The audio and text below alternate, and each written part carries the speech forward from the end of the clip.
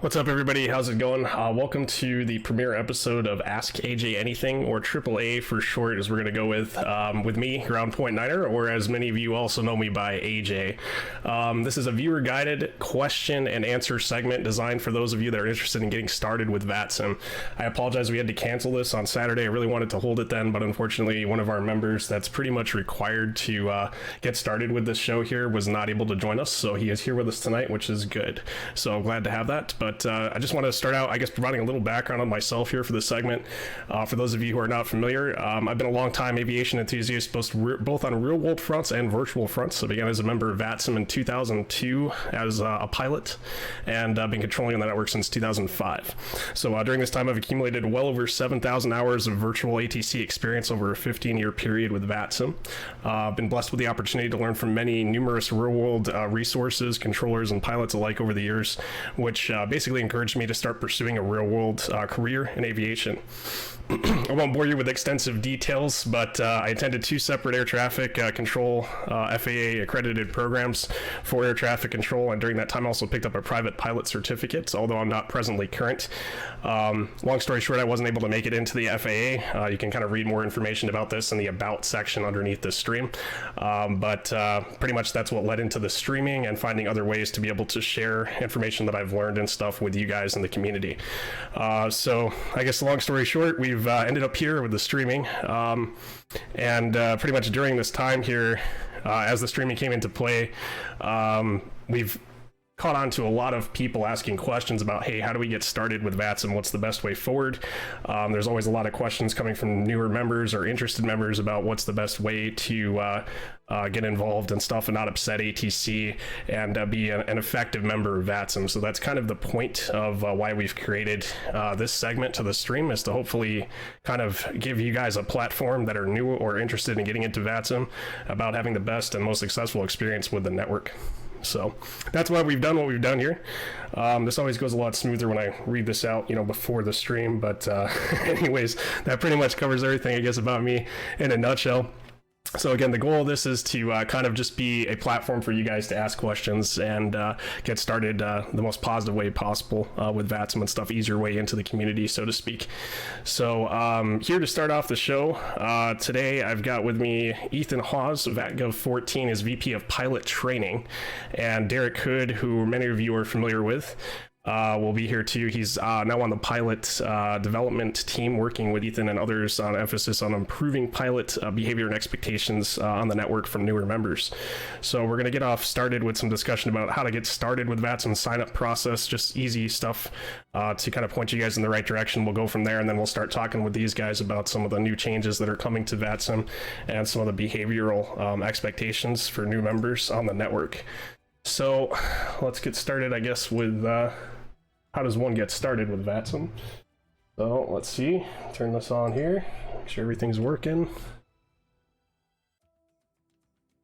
The first place you'll want to visit to get started with VATSIM is going to be vatsim.net/join. So I'll pull this up here on screen for you guys to see. Hopefully this actually appears okay. Got stuff writing over it, of course. Here's the website, though. Hopefully that actually appears okay for you guys too, isn't too blocked up, but this is the initial website you'll want to go to get started. Just a couple of key things to keep in mind here as you get started. You'll want to make sure that you review the user agreement, code of conduct, and privacy policy. Those 3 documents are going to be pretty important towards having a successful start with the network. That's really important stuff. So we'll have more information about that coming up between Ethan and Derek. Registration too, another key point to keep in mind here, and let me pop this up on screen for you guys, is you'll want to make sure that aside from reading over these documents, is that you're also of the age of 13, at least to the age of 13 before joining, and reading through some of this information here too about if you had an account in the past and you can no longer access it, you're going to want to follow the instructions here about contacting the membership department towards reactivating your account. So there's information that's important to you to follow there as well. So that's about all I've got, I guess, to get started here. So once again, that's vatsim.net/join. Let me turn this over to the rest of our crew. Here they are. And let's make sure to unmute them too on Discord. And this always goes so much smoother when you practice this. Can't hear him. There we go. Hello? Is this thing Hello? on? Are we Hey, live? hold on. Hold on. Is this thing on? All right, welcome, guys. You gotta eat the mic. No, right. Exactly. All right, so again, I want to introduce you guys. This is Ethan on the left here, Derek on the right. You guys are familiar with Derek. Ethan is new with us, though, here at VATGov 14, the Vice President of Pilot Training. I want to turn it over to Ethan first here to get started with talking about some of the new stuff that's coming to VATSIM Pilot Training that you guys should be aware of. So I'm going to go ahead and give him the floor here to start up. And Ethan, go ahead when you're ready. Cool. Hey, thanks. Thanks, AJ. You hear me all right? Yep, loud and clear. All right, cool. Sweet. So thanks again for having me, man. As part of a fixture of back the network as a whole, we really appreciate you and all the stuff that you've done. Really exciting to see that you're starting this series. So thank you for doing this. Also, really exciting times for the pilot training department. So just in case y'all aren't too familiar, basically VATSIM is divided up into various entities on top that manage various parts of the network. So networking, pilot training, virtual airlines, all the back end stuff. So primarily I'm responsible for overseeing getting people on board, getting our pilots and our members educated, getting them the resources that they need to be successful members on the. So some really cool things we've got coming down the pipeline. And I know a lot of people that are current VATSIMers or looking to VATSIM are kind of curious what we have to offer in regards to pilot training. That's a question we get a lot. So good news is we have to offer a lot. So we've got training with our authorized training organizations. So think of them as like a flight school. They are there for you guys to work with y'all one-on-one through their curriculum. And those are also worldwide. So they're less. We've got, I think, 33 total ATOs spread out around the world right now. So, and they kind of tailored regions, flying style, flying rules, etc. So let's say you live in the Middle East and you want to learn how to fly in the Middle East and learn how aviation works over there. There's a couple Middle East ATOs, for example. So those are all available, the roster of those on the pilot training website. So that's ptd.vatsim.net. Which is also undergoing a facelift. So I guess that kind of takes me into my second half here is some of the cool new stuff we're working on. So we do have pilot ratings, kind of like you guys have probably seen on Pilot Edge, or Los Angeles Arctic has had pilot training program and they're kind of form of pilot ratings for a long time. That's been done for a while now. I think the program started about 5 years ago, yeah. And I took this position about 2. So when I came in, the pilot rings were a nice program, but they weren't very well structured. There was a large list of things for P1 through P5. The ratings just were in reality what they were called. They weren't like a private rating or anything like that. So it was just kind of a number system. And then there was a whole bunch of just random skills listed under each one. But there was no like competencies or skills or anything like that really outlined in regards to what needs to be taught at each level. So we're actually redoing that pilot rating system right now, which should be going live September 1st. Knock on wood, assuming Godzilla doesn't show up to the world and surprise stuff. But September 1st is when the new pilot rating system is going to go live. So that'll be the P1 through the P4 system. And essentially, we've streamlined it, modeled it after all the real-world pilot training that people like me and Derek went through when we were getting into our professional careers. So P1 is going to be your private pilot license, P2 is your instrument rating, P3 is your commercial and multi together. So really focusing on multi-engine flight, the aspects, also learning how to deal with engine failures. That's a really big thing that I feel like a lot of people miss the boat on flying on the sim is, yeah, it's cool to fly a multi-engine airplane, but there's a lot of responsibilities and tasks that come with doing that in the real world. So P3 kind of takes care of that. And then P4 is your ATP. So systems, also doing V1 cuts, rejected takeoffs, single engine approaches, stuff like that. So really exciting stuff there. We also have the Pilot Resource Center guys. So just in case you don't want to do that one-on-one instruction with an ATR, you don't have the time or whatever, that's cool. We're here for you guys. So we're trying to give you all the resources that you need to succeed and be good members on the network and questions. So the Pilot Resource Center does currently exist. We're actually redoing that, which I'll let Derek talk more about that here in a bit. But essentially, it's kind of like a encyclopedia or a one-stop shop reference for all things you could think of: flying related, airplane related, VATSIM related, everything. So just in case you have, odds are your question will be able to be answered there. So that's undergoing a facelift right now, but the current Pilot Resource Center, it's a little dated. So if you go to the VATSIM.net website, it's under Pilot Resources if you guys are curious where that's at. So I'm going to turn it over to Derek, though, to talk a little bit about the new Pilot Resource Center and kind of dive into some more detail on that, unless you got questions, AJ. Cool. Thanks for sharing. So yeah, let's bring Derek into this here. Appreciate it. Sorry, I just had my mic muted, but yeah, thanks for your time, man. I appreciate sharing that. So it was ptd.vatsim.net. That's the link, correct?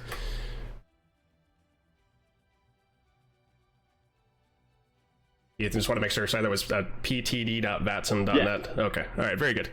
All right. Let's get Derek up here. Hey, thanks, guys. Right. Appreciate it. Thanks, Ethan. Thanks, AJ, again for having us on. Yeah, for sure. Yeah, it's sort of interesting. A little backstory. So Ethan reached out was a couple months ago, I think, to members looking to help, and I answered it because obviously with the current climate going on with COVID and all this stuff, jobs are a little scarce right now. So I've got some free time, so I said, yeah, I'll jump in and help. And it's been interesting looking at what is going on the back end, because what he asked me to do is help out with sort of the expectations of pilots from an air traffic controller's perspective, which is not really my forte, but I do control lots and I do fly real world as he does. So we sort of know what to expect on a general day-to-day basis with what the interaction should be like with pilots and air traffic controllers in the real world. But obviously we know that it's not the real world on VATSIM, but we're trying to walk that fine line of full immersion with keeping it fun for everybody. So I'm helping along with another team of guys on certain aspects on how we help new pilots understand what air traffic control is looking for when they sign on or when they're flying, or what the do's and don'ts, I guess, right? So that's why the Pilot Resource Client or Center is good for guys who have questions that they can't find anywhere else, and they don't want to go digging through thousands of pages of the AIM or the FARs, trying to understand what that is. It's sort of a one-stop shop to where you can find all pertinent information to logging onto the network, what you're looking for, how to follow the steps properly so that the experience is enjoyable for both pilots and controllers alike on the network. Because I think that the last couple of months has shown sort of some of the strong points of the network and some of the weak points of the network on pilots getting on and not knowing what to do, where they're going, how to fly the airplane. And obviously the sim market's always changing, always evolving into newer, better stuff, bigger airplanes, more complex airplanes with the designers out there that are trying to make it as real as can be to the real world counterparts. But I got a couple of points that we're sort of working on the basics. I think a big one is when is ATC online? On VATSIM, ATC is on pretty much all the time. That's one thing that I think people need to understand, is that it's not like how Pilot Edge was, where it was, what was it, from like 8 to 5 or 8 to 8, or I forget what the hours were, but there was a set period of time where there will be controllers online to control. Now, the difference between that is that, obviously coverage is still spotty. Obviously later in the morning in the United States, it's going to be, or early in the morning, so it's going to be more Europe and the Middle East and Asia. But, later on in the day, as it starts going, it sort of progresses westbound to, obviously air traffic control and being on there. Obviously, continue to use your sources, your VATSPY, VATtastic, simware.ca. It'll let you know what who's on, who's controlling what. Just look at the information available. I think the last thing that controllers like to see is someone just signing on and launching, without contacting anybody. I think that's a big pet peeve of everybody. Obviously sometimes it's a honest mistake, but I think sometimes people just choose not to go, just look at the information. As pilots, it should be, getting all the information you can for the flight. Obviously, more on Ethan's end, ATC's expectations of pilots, COR compliance, like fly assigned headings, speeds, altitudes, it's in there. You must comply with instructions from air traffic control, unless, obviously it's going to put you in a situation that's unsafe. It's your responsibility to, adhere to an ATC instruction. And if you can't do it, not only because of safety, but you just can't comply, let us know. Like if you can't climb to a certain altitude because of weight, let us know. We're not in the airplane. We don't know what the load is. We're just given the parameters that we have. So we don't know what's going on. To my next point, and I do fall victim to this, I have in the past, and it's something that I think we all need to maintain is general patience on the network. We all learned somewhere, right? We're all new at this. We have all been new at this. Make sure that you have patience, not only if you're controlling, have patience, but if you're a pilot, have patience with the controller or vice versa. The pilot may not be from the area. Maybe a European pilot flying in the United States because he wants to try something new. I've noticed in the last couple months that obviously, phraseology is way different. Airspace is way different. So we have to sort of find a happy harmony to teach them, but also without, letting the fun for the rest sacrifice, if that makes sense. Always, is another big thing. Always ask for clarification if you're unsure. I notice a lot of pilots on the network, they have something filed, they are read a clearance, they read it back, and then they just start heading off in a total opposite direction. That doesn't make it fun for the controllers. That doesn't make it fun for everybody else, because when you start doing that, then we got to vector people start getting delayed, and just a downline domino effect from there. If in doubt, ask. That's a big thing. The common thing that we're always taught as pilots, aviate, navigate, communicate. Fly the airplane first, especially if you're a text pilot. If you're given an instruction, turn to the heading, execute something, change an altitude, and then read it back or type it out. Because if you're waiting for someone to type something or say something, you're typing, you're giving away flying miles. I know it might not seem like a big deal, but just remember, fly the airplane first, especially during an event when it's busy. There's lots of airplanes. The frequency is going to get congested. Just do what you're asked of first, and then you can communicate afterwards. Other stuff, comply with clearances. That's sort of hits on the. It is a COC requirement. You need to comply with ATC instructions if someone is on. If you need to step away, ask first. The controllers are more than, no controller is going to tell you no unless it's, busy during an event. Don't respawn in the middle of an event if you can help it. Obviously, stuff happens. Your sim crashes and you don't want to start over, but just pre-coordinate if you can with somebody. For now, that's sort of the big talking points. I think it's been, you've seen AJ stream, you've seen some of the stuff that's gone on the last couple months. Be respectful on here to people. We all do this for fun.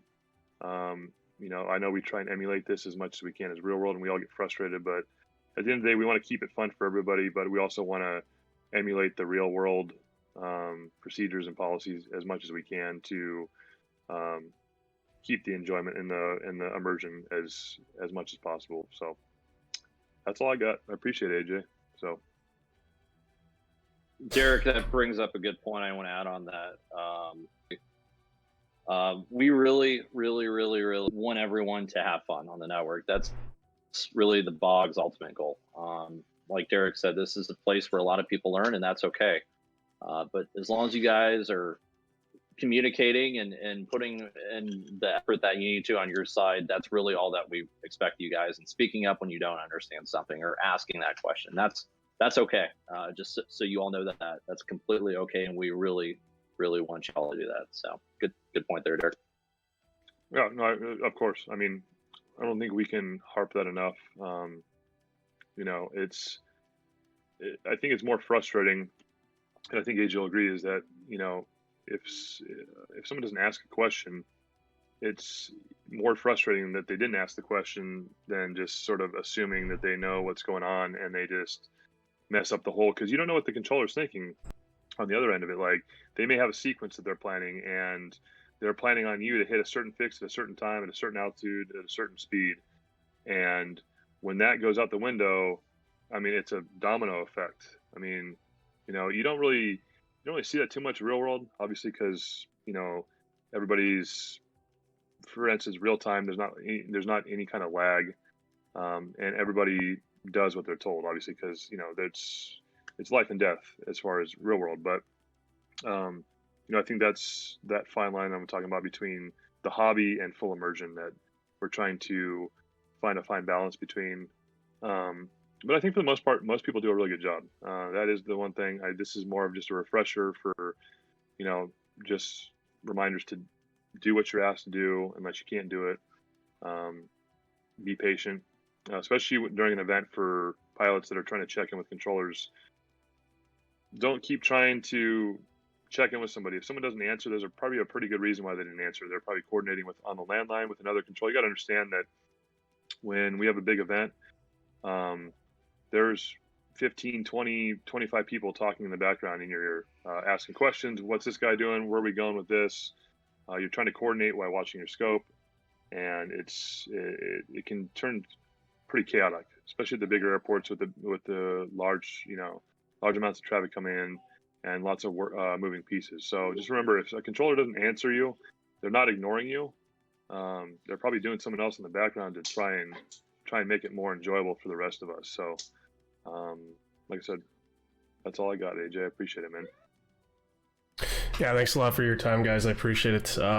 So I guess we can just kind of go into Q&A time here now, too. It looks like some people have some questions here already. I actually just had one that surfaced, though, that I was thinking about here. So the P1 through P4 rating, that's not going to be required, or how exactly are you guys planning? How is that going to structure into like what's currently going on with the way that pilots get started with the network? Yeah, great question, AJ. So yeah, there is the P1 through P4. I did not mention the P0, so it's kind of an important thing. The P0 will be a new mandatory rating that all pilots will default to currently have a pilot rating. So that is, if they've not done anything through P1 through P4, everyone's going to start with the P0. After that effective date as well, the P0 is really aimed towards getting people up to speed on how to be a good member of the network. Things what Derek basically hit on. Basic radio etiquette. Who to I can't even think right now. Who to contact and when and how to know that information. Just stuff like that. That's going to help get our members to be successful when they do sign on that first time. So yeah, the P0 will be mandatory for all new members. And in design, it's going to be able to be completed within 30 to 45 minutes. It's going to be just some small material and then a multiple choice test at the end. And if you pass with a certain score, you get to sign on the network and you'll get all your login for that. So, but based on the current pilot ratings, it was kind of tough, guys, to be honest, because we wanted to give credit to people where they have put in the work. And we understand that to get to a P5, it did take quite a bit of work under the current system. So, basically, we looked at the standards that were required or kind of P1 through the P5 before, and we compared them to the new system, where the different competencies met in with each other on the, I guess, associated pilot rating. And then we're transferring those pilot ratings over to the applicable one. So long story short, the P1 was kind of a theory thing. You didn't actually fly an airplane or anything. It was just kind of like how to connect. Here's some flying the end. So unfortunately, we're going to have to give that a P0 because that's really what a P0 is going to be in the new system. And then P2 through P3 was primarily targeted towards private pilot and VFR. That is going to be given a P1 under the new system. And then P3 will be given a P2, which is the IFR rating, because primarily those old pilot ratings were just IFR flying. That's all that really was, but it was just divided up into 3 separate ones. So I know a lot of people just think about the pilot numbers and they get a little upset, like, oh, I'm going down a number, or I'm losing something. You're not really, because to be honest, these pilot ratings are going to be a lot more difficult, and that was kind of our intent behind doing that. So. Okay, very good. Thanks for sharing that too. I was going to ask you, like, if you were able to talk at all about that P0 that's coming. So just to be clear, though, that's not supposed to be. That's just coming like sometime later this summer. Do you guys have like a target release date on that? Is that just something that's going to be for new members and that are coming to the network? It's not like everyone else is grandfathered in, so to speak, or? Yeah. So all the current members will be grandfathered in, and for the date that's enacted, which, to be honest, we don't really have 100% set yet. But we are finishing up the technical side and the back end side up right now. So ideally, we'd like to launch it September 1st with all the new pilot ratings. So I'd say let's go with that. But that's also contingent on our network development volunteers and their timelines. Definitely expect to see it by the end of the year, but our goal is September 1st right now. Okay. All right. Sounds good. Yeah, I'm going to open this up to Q&A now for some people. There's already a few questions that have come in here. Let me check through this here. We'll try to get to a few of these here. And like I said, you know, the goal of this at the end of the day for you guys that are on the stream, especially those of you that are newer looking to get started, will be you can post questions on the YouTube video. Again, this will be cut down, put into a YouTube video, and we'll kind of build future episodes off of this. And secondly, you can also post questions on the Discord as well. I'll share that a little bit later here, but the Discord will have a section that's already built in where you can ask. It's called Ask AJ Anything. You can put any questions you guys have in there and we'll go from there moving forward with future stuff. And we'll try to get to a few questions here. I know Steak said you had one. Wait for you to put that up here. Aussie68's got one here. I think Operator Derp had one too. Let me get these up here.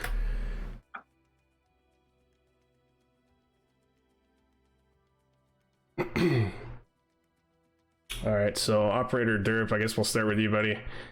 Sorry, was a little late. Will the ratings carry over to the new ratings when the test is introduced? Hopefully that was kind of answered, I guess. And then second part to that was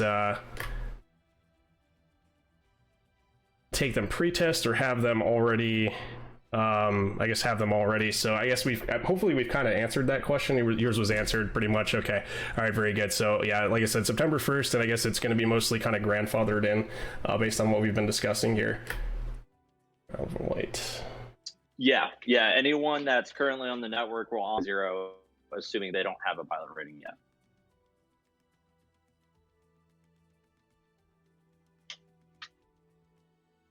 Move to viral right here. So I'll lead off. More comfortable with IFR compared to VFR when the new MSFS comes out. How does VATSIM plan to handle a jump in VFR traffic? I feel like now controllers struggle to handle them.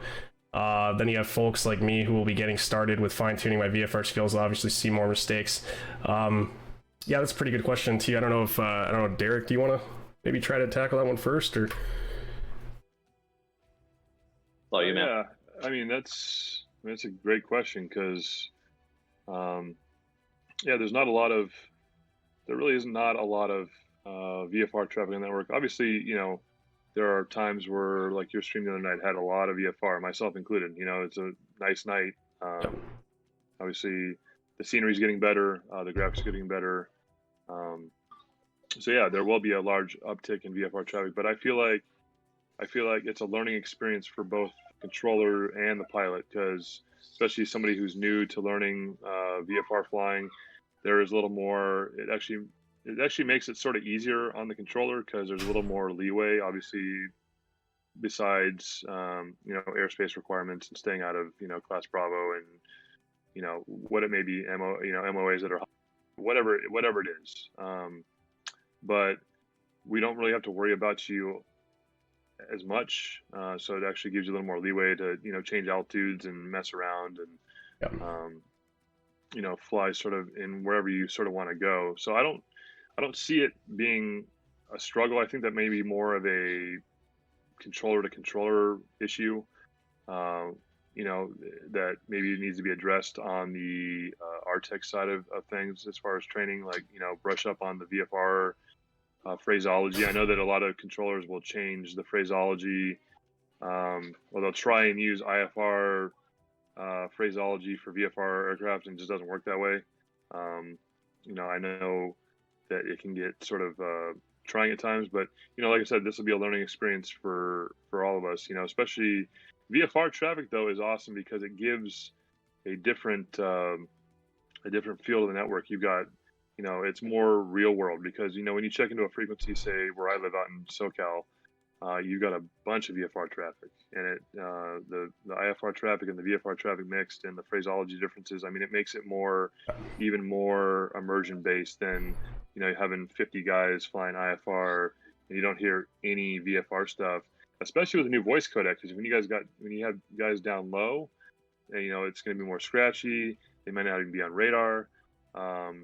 You know, the procedural work on the control end actually makes it more enjoyable for the controller as well too, because they've got a lot more of a dynamic to deal with instead of guys at 35, 37, 39,000 feet going, you know, 400 plus knots. So I think on both ends, it'll be a positive for the controller to get more of a diverse workload, and also for more guys to get into VFR flying, because I feel like with the new Microsoft Flight Simulator, the graphics are going to be so great that, you know, more people, like you said, are going to want to do VFR flying. And, you know, having VFR fly-ins would be cool on there. Like, it would be cool for the controller to work, you know, VFR advisories for guys. So I think it's a win-win for everybody. Yeah, I wanted to chime in here just a little bit here as well, but yeah, I think it's, you know, it kind of comes down to controller training at this point, like how they handle VFR. A lot of of the controllers, especially in the US division, are I guess a little behind because they just don't see it enough. So I mean, I guess with an intake or an uptick, however you want to say it, in VFR traffic, I think you're just going to find that controllers are going to get more used to it after time. There may have to be some you know, skill consistency or new like training, some, you know, covering some stuff again for some facilities that may have to happen, and there'll be, like, you know, a crossover time where that's just going to take a period of time for them to get used to. But I'm kind of with Derek on this. I think it's just going to increase. You know, it'll be nicer to see the diversity in traffic, and I think facilities will start getting more adjusted to it as they start seeing it more frequently. Right now, one of the big problems I think that we see on the network is over controlling of VFR, but I think we'll start to move away from that if we do see an uptick in numbers of VFR. And, you know, I think just to hit on another point here too, we've seen a lot of you know, I guess where pilots that jump on the network, they want to fly IFR right away. Everybody wants to get into the big jets and fly IFR right away. Sometimes it's good. You gotta start a little bit slower and a little bit smaller and stuff, and then progress your way up. Don't try to bite off more than you can chew, because like a lot of pilots, they learn IFR first, it seems like, on VATSIM, and then they backtrack, and sometimes they'll bleed into VFR, but they don't fully understand the differences between the different types of flight rules. So hopefully this will kind of start seeing a trend and progression of, I guess, going more correctly through, you know, how you would typically see it in reality. So that's my take on it. I don't know if Ethan, you got anything else? Yeah, absolutely. And that's kind of the intent with the new pilot rating structure, was to go with that real world progression. So the visual flying skills are developed first, which is a foundational skill, is the visual flying skills that we rely on. I think you guys are right. I think 2020 is going to make a huge difference, guys. And that's a challenge that we did see when developing the pilot ratings, was to learn how to navigate using the land, and what can we use, because in the simulator we are limited to what we can see. Some people have Orbix like Truer, so yeah, you're going to see a lot of stuff. But let's say that guy in the default, you know, X-Plane 11, you're probably not going to see that water tower there. You know what I mean? So definitely something that we've thought about on the pilot rating side. But I agree, AJ. I try to get to a few more here. So Aussie 68's got a good question here too, and Aussie 68's coming from a different part of the world where he controls right now. Sorry, these riot helicopters keep flying over. Oh, yeah. Okay. Yeah. So I'm sorry. So, anyways, Aussie 68's got some good questions here too. He's just kind of wondering like, how is this going to be implemented across various divisions and whatnot? What are the different AIP requirements? How is that going to be implemented? And again, knowing him personally, from across different part of the world, at least through his stream, and not personally, sorry, Aussie 68, but maybe one day. But he controls over in the Middle East and stuff, but he's got an Australian background. And, so this is a really good question too, is like, how is this going to go across various divisions? Because right now, all of us, we're only kind of US people. So this is a really great question to see how is this going to go across the rest of the country. Yeah, absolutely. Great question. So when we did develop these new pilot ratings, they've been outlined instead of a wall of text. It's actually a document that defines what the standards are, and we call it the emission standards, or the MCS, which are loosely modeled after the IATA or the IATA, or if you want to call it IK or EASA, and the FAA standards that are taught and required to be taught and examined for each pilot certification rating, et cetera. So they're loosely written, but the concepts are there. And of course, depending on which ATO you're at, they're going to that local region's items. So, how you fly a circuit in ICAO may be different than how VATSTAR in the USA teaches how to fly a pattern, right? So interchangeable terms there, but it still can be used around the world. So that was our intent behind that. Okay. He's got a follow-up here to that as well, which I want to hit on before we get to another question. But what is let me pull this up on screen. Hang on a second. What is VATSIM's responsibility? But is that VATSIM's responsibility, I guess, to do this? That's what he's asking. I'm sorry, to do what? But is that VATSIM's responsibility, I guess, or so to speak, like to figure out like how to implement some of this stuff? Is that or I think that's where he was asking, unless he was trying to tack this onto something else here. I could be wrong. Sorry, Aussie 68. Yeah, and I mean, like I said, the ATOs are located around the world, so we kind of expect them to do that local areas. Okay. Flying, what I'm looking for here, I'm not really able to think of the word right now. No, I get what you mean. It's strategy. Not strategy. It's their responsibility to in essence teach the local procedures for that area, as far as, because flying in Europe for the most part is pretty standardized, but going from there to Russia to the Far East to different parts of Africa, whatever it may be, everything's different. Learning transition altitude is different. Everything's different in Europe.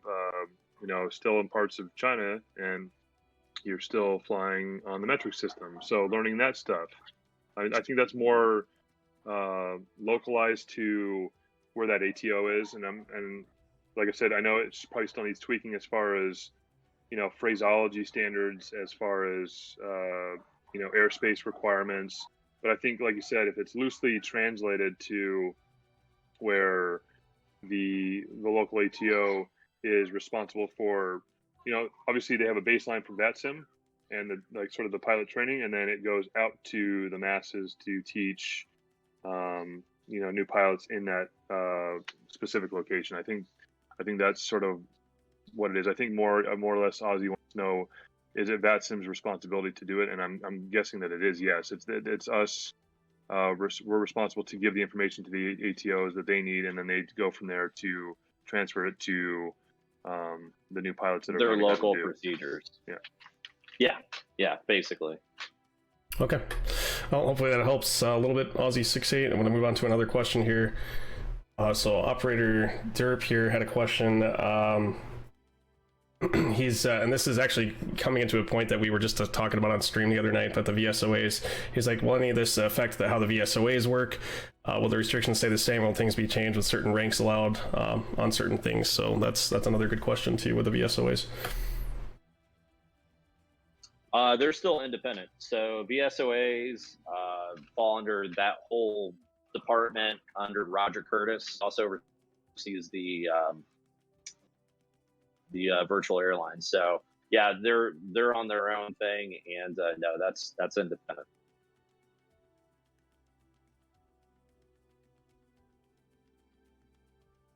Okay, very good. Sorry, I brought the wrong question up. I just realized this to you, but Firehawkson also has one here. So to get more P ratings like P2 or P3, is that going to have check rides on the network training check? And I guess this comes down to the ATOs, how they do that, but I would assume that would be probably the expected process. That would be something that occurs online, or you'd expect to see that? Yeah, absolutely. So we are going to have components to each pilot rating that members are going to kind of be tested on or examined on. So there's going to be a practical portion, which is, of course, getting in the airplane, actually outlined in the membership certifications like stalls, doing a cross country, flying that traffic pattern, shooting that shooting that approach. But additionally, there's going to be a knowledge component section as well. So there's going to be some reading required from the members. Now, the ATOs, it's up to them. Maybe they want to do a lecture base for their members. Some may just make it, hey, here's videos and some reading content for you guys to absorb the information from, and you'll have a few your instructor. That's up to them because, there's more than one way to skin a cat, and what may work for one ATO may not work for the other. So, yeah. But we will expect a lot of those check rides to occur online to the antenna where we were going. I think to piggyback on that, Ethan, I think pilots also need to understand that for the controllers, because I've been at this since 2007. 2007, 2008. And I mean, back when, some of the requirements were a lot more stringent as far as, I think pilots need to understand that, they may question some of like the training and the check rides, but I think pilots need to understand that on the controller side, there is a lot more that goes on than you think as far as like training and sweat boxes and, over the shoulder, like mentoring sessions, and like check rides on the network. I mean, when you might not know, but somebody might be doing a check ride on a Friday night or a Saturday night, because obviously they're going to test the applicant when there's a lot of traffic. So, but just so you know, there's a lot of that going on behind the scenes. Most pilots don't see it when people are doing check rides on the network and training. And, I think it's sort of an anomaly that pilots think that we just do all this stuff offline and then we just know the procedures and the policies and we just plug in and go. But things are constantly changing as well on the controller side too, especially when a facility gets, new SIDS and stars. Like, that's a learning process for us too. And we're constantly trying to learn it and learn the flow, because we get used to seeing what the scope looks like. So I think, it may be new to some pilots on the network to have to not sort of have to do, but want to do these check rides and these training flights. But I think, like I said, this is the common theme, is that it makes it a more enjoyable experience for everybody at the end of the day. So. Yep. And I mean, we watched Operator Derp go through this a couple streams ago. I was kind of hitting on this before, but he was trying to do that, the trooper flight and stuff around Minneapolis. And there really isn't there isn't a VSOA that applies to like what he was trying to do. He was getting different answers from, VACIM about that as well. I'm sure that's a question is probably lingering around, is like, so I guess, how do we address that? Like, somebody wants to go up and do a sheriff helicopter thing or whatever, and let's say they're not putting anything in there about a specific event, referencing anything in specific. They just want to go up and do patrol. Is that okay to do if it's not under a VSOA? Like, there isn't one that supports that. So I guess maybe Ethan, I don't know if you can chime in here. Yeah. I'm going to tread lightly on this one because I got to be careful. So to answer, you need to be part of an SOA to conduct those operations on VATSIM. I think the intent behind that, and this rule, disclaimer here, this rule has been along for at least since I've been a part of the 06. So that's always kind of been a rule, and I think they've kind of always rolled, to be honest. Yes, you have to be part of an SOA to conduct activities like that. We did see an uptick with some firefighting operations too in SoCal on the network. We briefly discussed it in the BOG meeting, which basically what came of it, guys, was as long as you're being responsible, honestly, I personally don't care. If you guys are communicating with air traffic control, doing your part as a pilot, I don't really care. And it's really up to how people read the regs on that and how they want to enforce it.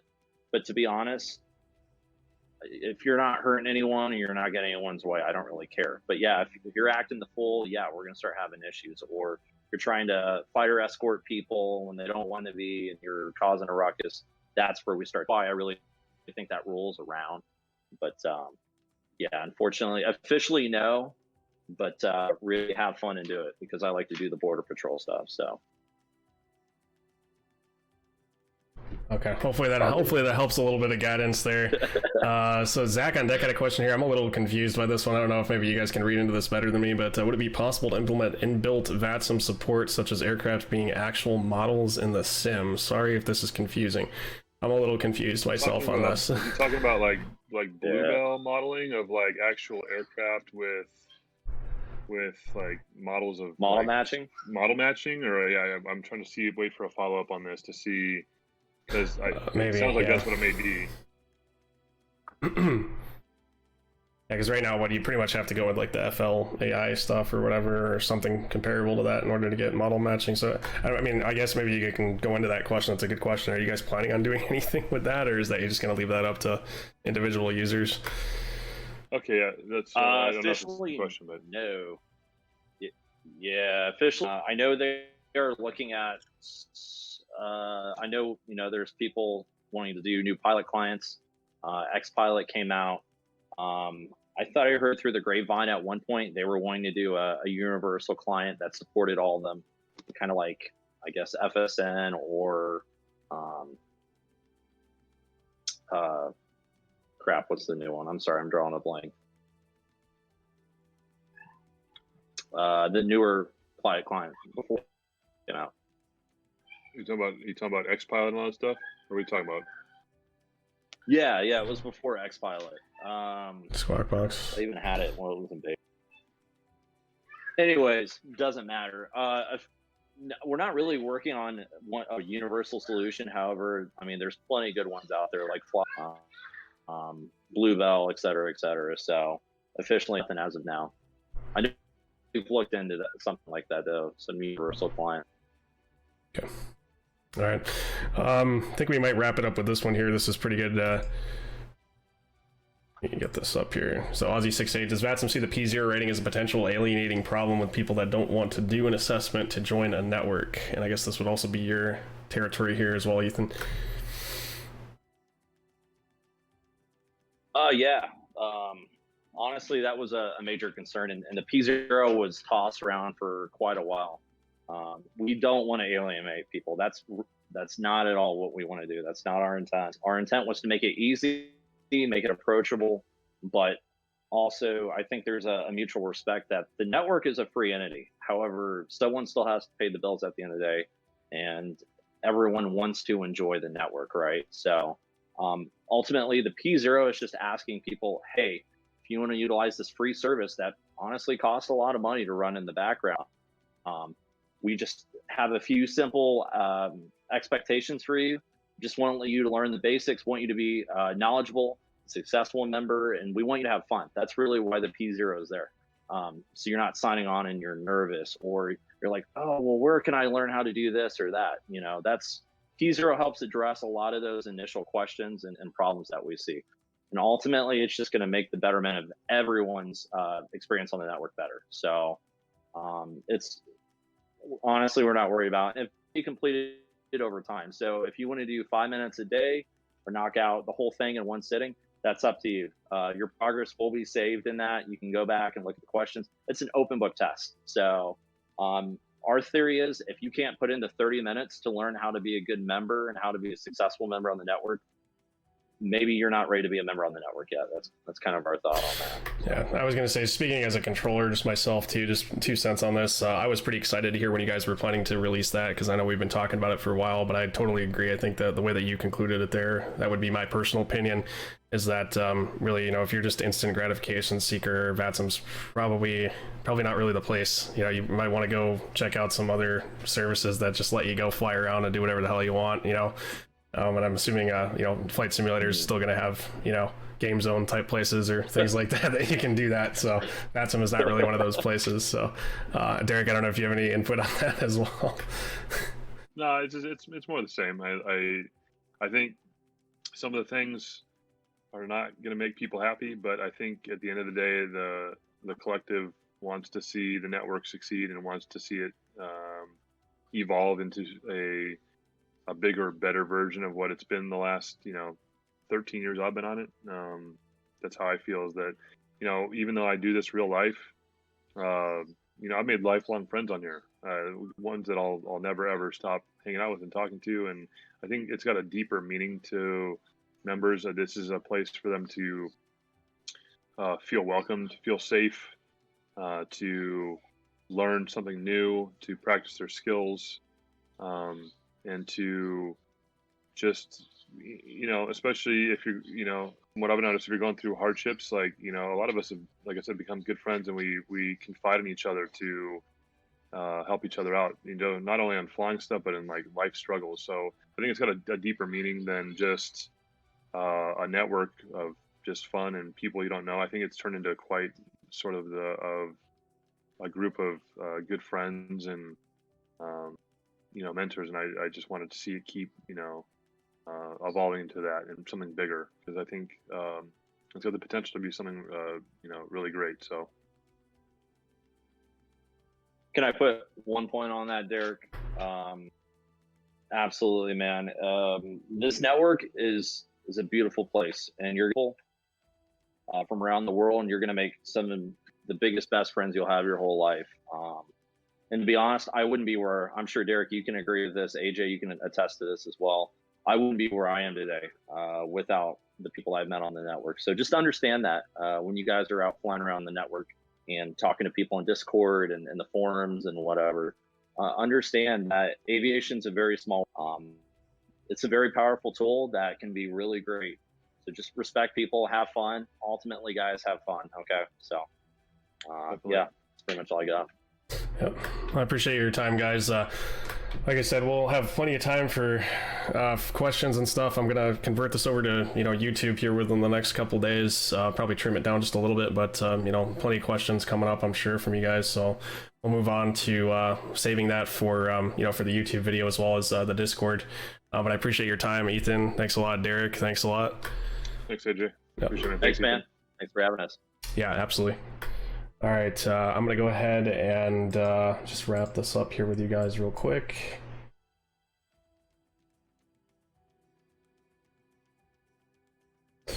All right, like I said, guys, so I guess just in conclusion here, the whole point of this new segment is to kind of have a viewer-controlled, a viewer-guided question and answer session for you guys that are newer to VATSIM or just looking to get started in VATSIM and stuff. So I wanted to kickstart this with information from Ethan, which is why he was really a critical part of being present for this first one, to kind of teach you guys about what's coming to the network and stuff, what's going to be changing.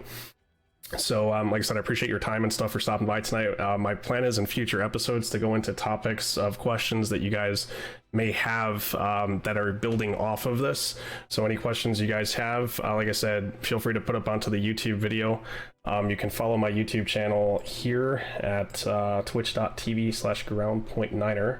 That's on the bottom of the link. Also, all of my social media links are underneath the stream in the About Me section too. You can find all that. So make sure to like, subscribe, and follow to any of that stuff. And like I said, you can send me comments on Discord. Discord will be a great place for you guys also to post comments. I did put a section in the Discord. Let me pull this up real quick. Nothing's been posted yet, but there is a section in my Discord here too.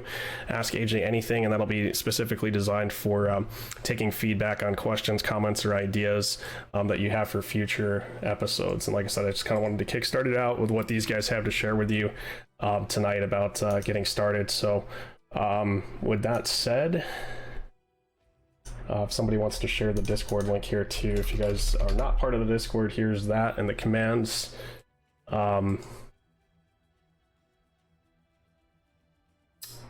Like I said, I plan to go into probably episode 2. We'll after we take feedback from you guys and some questions. I'm not sure how soon we'll get to it, but maybe within the next 2 weeks or so, later this month, we'll look at doing episode 2 of this and developing, further further information for you guys at that point and stuff. I want to try to get into maybe doing some sweatbox scenarios to indicate a couple things with you guys, maybe take some clips off of some of the streams to talk about certain things, certain finer aspects of making it better, I guess, for checking in with ATC. So it's an easier, less stressful process. Everything we can think about, or whatever you guys can think about, you have a question about and stuff to try to make things smoother for you. We'll try to cover. So, like I said, I appreciate your guys' time, and that's about all I got for you. So feel free to save those questions and stuff, put them up on YouTube, put them up on Discord, and we'll go from there. Hope you guys enjoyed, and we will talk to you all very soon. Thanks a lot, guys. Have a great night. We'll see you.